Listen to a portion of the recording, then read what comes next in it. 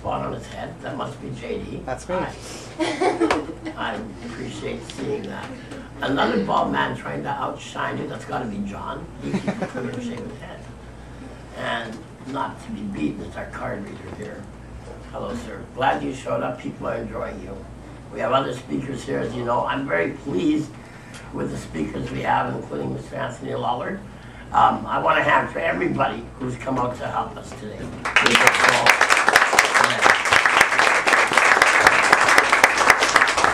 I am specifically glad to be here in Duncan because, let's face it, you people are downright earthy. You made me feel welcome. From the day I spoke here to the point where I've opened a business with Aaron, this is incredible. I just came out to do one speaking engagement, and basically the town was like, we want you there. Phoning emails, booking me, and welcoming me here. I am not your standard normal healer by any means, but I do promise that we try to solve what we can by any means necessary. And I promise you that I'm relentless, and my clients would back me on my relentlessness. Fair statement? Yes. So, I do the best I can. Now, what I'm feeling is at this moment I have to do a wrap-up speech. So first of all, I want to thank wrap-up speech at the end of the day. So people who did the food, where is she? Oh, she's probably busy. Thank you. And her husband, thank you. And everybody who helped me set up the shop. And Erin, where's your mother? Is she here? Oh, Debbie, thank you so much. And Debbie did the pictures of the flowers for anybody who's interested in a great photographer of flowers. Those are beautiful. And thank you, Anna Mae, for where you found an hourglass, I don't want to know. But it seems like in Duncan, if you ask it, you shall receive. Longevity, as usual, one step ahead of the game. I say to Aaron on the way over the island, we have to get cases. We have to have cases for jewelry and for items we sell. And we pull up and Longevity's like, hey, I have these 3 cases that need storage. Do you need them? How do you do it? We don't know. You're just a magic man. The theater would indicate that. And I'm very pleased for us to be here, and I'm very pleased that we have such quality speakers and people to be involved. My topic in speaking today is going to be brief. I call myself a healer, and I have been told by members of certain facilities not to use that word. Here's what I have to say. I don't care what words you use. Help people. I don't care if you call yourself a Dr. Seuss who would call you a Fagulamizer. Fine. Stephen King would call you a prodigy to of horror, maybe. Who knows? If your intentions and motives are to heal, call yourself whatever you desire. I don't care what you name yourself. I don't care what you wear. If your heart harmonics resonate true to that of unconditional love and making sure your focus is on community and on facilitating healing, so I'll involve a word that people like, call yourself whatever you want. You're good by me. I don't care what religious faith you have. I don't care. If you are helping people beyond your own energy, if you are looking at people and not judging them, and if you are rising to the occasion of making their life better, you call yourself anything you want. I don't care. What I do care is that you are consistent in doing so. What I show my clients is the ability to be consistent in my approach to healing others. I am definitely not perfect, but I am definitely determined, and that's all that matters. What I put on my card is a director or president of this, but I proudly say on my card, I am a healer. If you look up the definition of healer in the dictionary, it will clearly say someone who heals. If you are being healed, you are a healer. Therefore, you are facilitating healing energy through you. If you are healing someone, you are a healer. You cannot tell a plumber, if you come to plumb, you're not a plumber. You can't say that. You can't say an electrician, if you come to hook up wires, you're not an electrician. You're a wirer. But I'll be damned if this guy's good, then if he calls himself a wirer, I'm going to say you're fired. Okay, whatever you say, buddy. Hook up the wires. Yeah, you're a wirer. I don't care. Be good at what you do, and your intentions and motives are fair. I've spent 30 years devoted to building a community and creating miracles from what the doctors rejected, or from what psychologists and psychiatrists have rejected, and I did it with a faith. Through me, there's the words everybody wants, through me, I have been empowered to do some things that are considered impossible. A lot of you are in this room, and we meet every Sunday to acknowledge that it's reality in Vancouver. And now you've come across here to share with me the miracle. I see you all sitting here supporting me. You all came over from Vancouver, a lot of you. Can you put up your hands? How many people came over from the mainland? I mean, this is astounding. You're all clients, and a lot of you aren't even in the room who are here. And I'm just very much touched deeply that you're here on Father's Day alone, and went out of your way to support what I do. I'll let that stand as a statement of the love that I offer and the love that you guys give back from your recovery. The seminars are the stability that I offer to clients. I wrote those as a vessel. It was passed through me. I simply started talking, someone had a pen, and they've all been written beginning to end, non-stop. None of it was, I have to research this and that. So if anybody's looking for my research background, there's zero. I just started talking, someone had a pen and wrote for all the seminars. And they've been helping people now for 12 years. I do life readings, where every one of my clients for the last 14 years has had a life reading. I do it when I first meet them or whenever, sight unseen. And they turn out to be the most accurate paper describing the fact that we all come from 7 set patterns that we can use positively or contrarily. So far, how many people have found the readings inaccurate? Is there one person who's found them inaccurate? In any way. Anyway, they're dead on accurate, and they offer a way to do the opposite behavior, and they show the personality trait that you carry to do so. So these are the things I want to bring to Duncan. Aside from, we all do Juice of Light, and I have exercise programs we're going to demonstrate later called Universals for grounding. And everything I do is to try and stay on earth another day so we can be thankful and grateful for the suffering of becoming ourselves. And humbly, that's the only way I see it. And that's what I stand by positively. So without further ado, I'm getting the hell off the stage. Who would you like me to introduce? Kirk, please. We have a whiteboard, and we are ready for you, sir, if you can come on. Could you welcome to the stage, Kirk, please?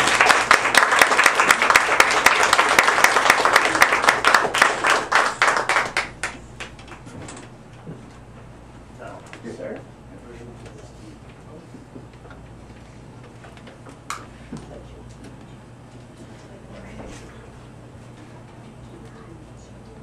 Wearing a wire, eh, Kirk? Careful what you say.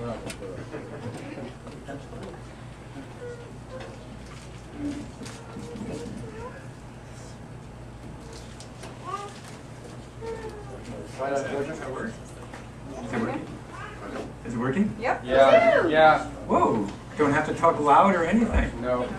Well, thank you, Andrew, and thank you, Aaron, for inviting me. It's an honor to stand on John's stage here at the Duncan Garage, where I've heard many wonderful performers. And thank you all for showing up. One of the things I was going to do today was a PowerPoint presentation. I was offered a computer and got the slides, put it all together. That's what I spent last night and a couple nights before that doing.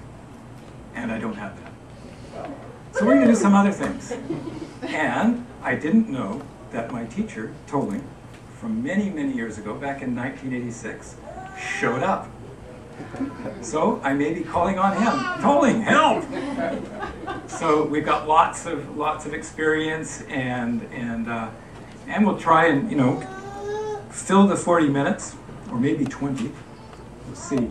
I want to read something to begin with from Thich Nhat Hanh called Interbeing, and it's kind of where I come from and where we all come from.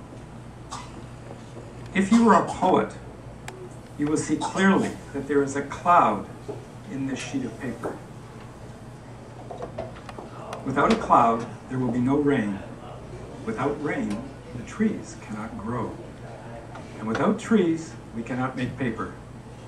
The cloud is essential for the paper to exist. If the cloud is not here, the sheet of paper cannot be here either. So we can say that the cloud and the paper are. Interbeing is a word that is not in the dictionary yet, but if we are to combine the prefix inter with the verb to be, we have a new verb, interbe. If you look at this sheet of paper even more deeply, we can see the sunshine in it. Without the sunshine, the forest cannot grow. In fact, nothing can grow without sunshine. And so we know that sunshine is also in this sheet of paper. The paper and the sunshine are. And if we continue to look, we can see the logger who cut the tree and brought it to the mill to be transformed into paper. And we see wheat. We know that the logger cannot exist without his daily bread. And therefore, the wheat that became his daily bread is also in this sheet of paper. The logger's mother and father are in it too. When we look in this way, we can see without all these things, this sheet of paper cannot exist. Looking more deeply, we can see ourselves in this sheet of paper too. This is not difficult to see because when we look at the sheet of paper, it is part of our perception. Your mind is in here, and mine is also. We can say that everything is in here with this sheet of paper. We cannot point out one thing that is not in here. Time, space, the earth, the rain, the minerals in the soil, the sunshine, the cloud, the river, the heat. Everything coexists with this sheet of paper. That's why I think the word interbe should be in the dictionary. To be is to interbe. We cannot just be by ourselves alone. We have to interbe with every other thing. This sheet of paper is because everything else is.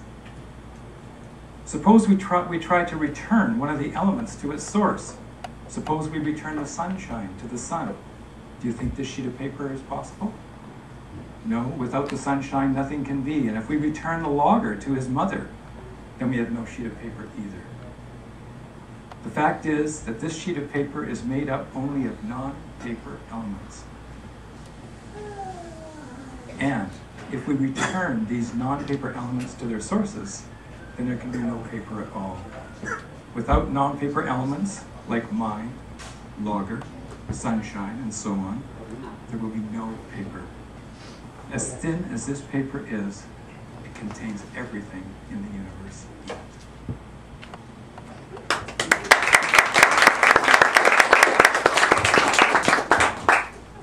Who would like to have a little bit of the universe? Would you like to just pass those around?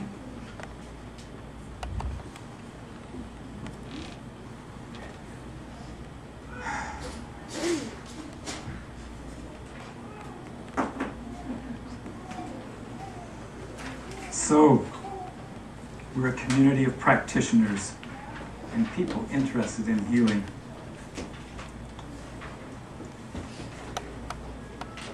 A few years ago, I went to something called an Illumination Intensive to support my friend Epp, who had been doing this work for 10 years, and I watched his evolvement over that time. And I thought, well, I'll go check it out, see what Epp's been up to. He was the master of this thing. And what we did was we sat in dayas, we sat right across from each other, and we had 4 questions to ask. Who are we? What are we? Who am I? What am I? What is the other? And what is life? But you could only ask one for the whole 5 days. Okay, we'll do this thing. And we were gone up in the middle of the night. We didn't have watches. We couldn't shave. Every day we'd sit and do this thing, and you just start talking about who you were. Because when it's your first time, that's your only question. So for 5 days I talked about who I was. And part of the process was that you were supposed to come to an illumination, a breakthrough experience. And I wasn't anticipating that. I just came to see what it was doing with his time, spending 10 years doing this work. But something did break through for me. And what came out of it as I day after day went in, I guess, past my ego stuff, my family, where I come from, what do I do?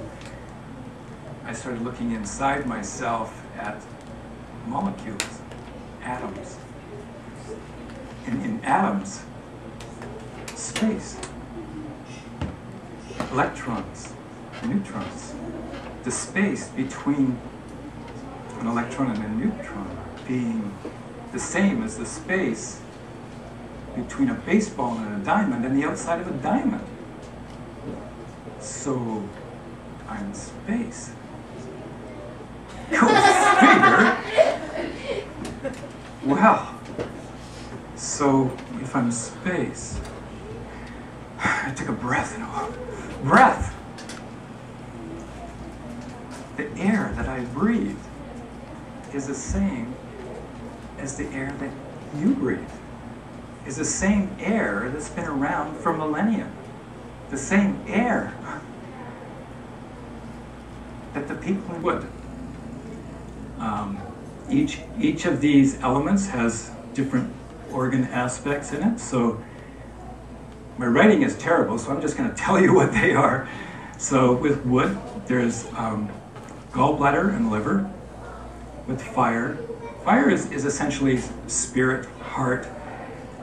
So we have heart in here, small intestine here, triple wormer and pericardium. And the yang aspects are all on the outside, and the yin aspects on the inside. Earth has stomach in the yang aspect, and spleen on the inside, spleen, pancreas on the inside. Metal has large intestine on the outside, and which is yang, and yin. The yin part of metal is lung. The yang part of water is bladder, and the yin part is kidney. Those terms, those Western terms, aren't necessarily specifically related to the actual organ. And so they're really just names that we give to translate the Chinese names, and they refer to the meridians that run through the body. They have different, also each one of them has an overriding emotional aspect. So water has fear, wood has anger, fire, spirit, compassion, earth, thoughtfulness, metal is grief is kind of the overriding thing. So somebody who comes in and has it, in the body, this shows up in different parts. So you might have, whoops, touch the grief point and bzz. The main point for grief would be in the lung meridian, which is right there where it goes bzz, and runs down the arm and ends up here. So we work with, so often this will happen if somebody comes in with grief, you activate that and there's tears. It's a release. And the release happens in many different ways. Sometimes it will happen with tears, sometimes it will happen with laughter, sometimes it will show up with anger. A lot of us in Western society have repressed anger, people that smile all the time. And we'll notice that when we check in with the shoe points on the back that go down the bladder meridian that connect, they're actually called associated points connecting to the other meridians, holding those points, they might be quite sore, quite tender, and holding those points just like you can use other points to release them. And that's part of the process. So, because I don't have the slides, maybe we could just do some question and answer stuff. Maybe people have questions that are coming up out of this that you'd like to know about.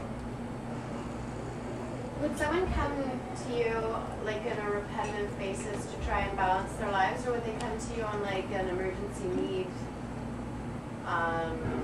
treatment to redirect focus or to get over an obstacle? Yes. Yes. People come to me for all kinds of reasons. I'll see a businessman that comes in and says, I can't sleep. I'm up in the middle of the night thinking, and I will ask him, what time do you wake up in the night? Oh, I wake up at 1:30, 2 o'clock in the morning. Oh, and you're a businessman. Well, that just happens to be the Harari period for liver. Oh, pretty active over there. Maybe you need to settle down a little bit. And this guy just wants to sleep. That's easy. He can be asleep very quickly. And then there would be some counseling with that. And in the trance state, we might talk about coffee and alcohol. And maybe feelings. How do you express your feelings? How's your family life? Are you too active in the busyness of life? How do you replenish yourself? What do you do to rejuvenate yourself? We can talk about breathing techniques, meditation, all kinds of things. So that's that person. Then there's the other person that walks in bawling. Right there. Hi! That's the easy stuff. In a way, that's easy because they're right there. They're very present with what's going on. I don't have to search. And we can go into a session and explore that. Where did this come from? When did this first start happening? And as we're working through holding the points, things start to release and they begin to feel better. And they might discover that they want to keep coming in order to go through a process of actual transformation. And I always give some homework. There's always something that they can do. Some writing, some breathing, some being present. So that's kind of what happens. Every client is different. And I learn from every client. My clients are my best teachers. Even though Tolling is absolutely exceptional. He's not here right now, but a major influence on me while I was going through my process, because while we learn this stuff, we're getting worked on. There's lectures in the morning, doing body work in the afternoon, and our stuff is flowing. And it's kind of like that. I'm thinking about this as being kind of a healing space up here. And when there's a lot of that kind of energy around, things start to flow. People start to feel. People connect. And while we're learning this stuff, we're starting to open up and discover things about ourselves that maybe we had buried somewhere in the past, and it opens up, and we can free ourselves from that. Thank you for the question. Anybody else have any questions? Somebody over there. Hello. Just a comment. When you were seeing Ashley, you got her to stop throwing up. That's one of the biggest things. Got her to stop throwing up. Is that what you said? Yeah. Uh-huh. Yeah. Yeah, that was kind of... I don't actually like to talk about clients specifically. Okay. Yeah. This is Ashley's mom, by the way. And I think Ashley might be okay with that. She gave me permission to talk. She did? Yeah. She Okay. said that. Okay. That's what really helped her with. Yeah. And another thing that I do is I'm very, I try to make it, it's a sacred space, and I try not to share anything about clients, and especially if it's a small town. Ashley came from out of town. And so working with her stomach meridian, throwing up, but also what was going on with that? Why was she throwing up? And the other aspects of that, which I'm sorry, I just can't go into it. No, don't go into it. I was just. But yes, so sometimes the physical manifestations of other things that are going on, they're pretty obvious, when you look at 5-element theories, that, oh, okay, this is where I need to be working, and the client will guide the way. I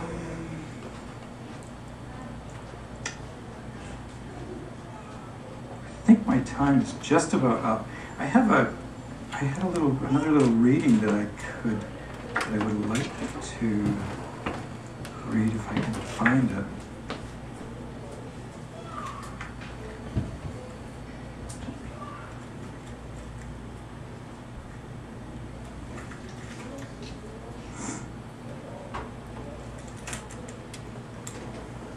Yeah, this is a little piece from Mantek Chia that he's written some wonderful books, and is a great teacher, great energy healer himself, I guess. Teaches Qigong and many other things. He says, when you touch others, touch them with all the love, care, and compassion that you can find within yourself. Connect yourself with the forces of the universe, the human plane, and the earth, and become a physical channel for these forces. Apply your hands with the tenderness of a mother touching her child. Every life and body has a self-healing mechanism that you can help to awaken. Over time, you will learn to feel and see inside another. Those who come to you will do so because they are peaceful within themselves. Always remember the source of your real power. It is the touch from the heart when you freely give of yourself to another. Loving touch has enormous power to heal and to renew lives and spirits. Thank you.